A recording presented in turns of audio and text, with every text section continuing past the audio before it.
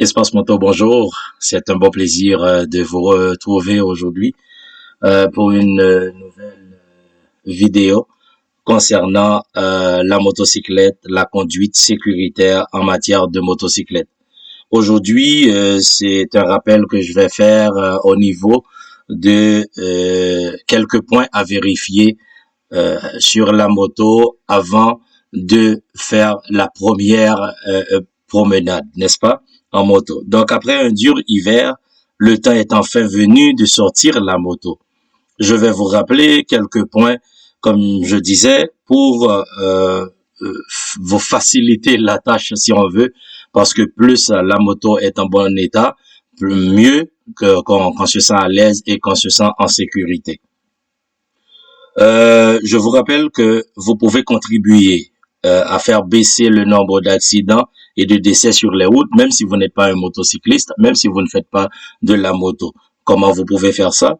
En vous abonnant à ma chaîne, en laissant un pouce bleu ou en partageant pour que plus de personnes soient sensibilisées, n'est-ce pas? Après l'hiver, la moto risque d'avoir de la corrosion à quelques endroits à cause du froid, à cause de l'humidité.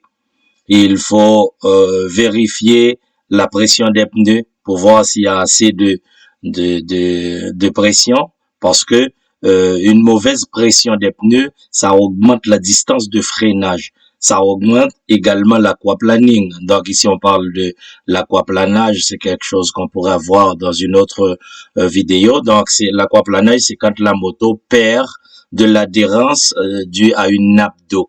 Après la pluie ou peu importe, ça peut causer une chute, ça peut causer des accidents quand la roue tente de reprendre l'adhérence avec la chaussée.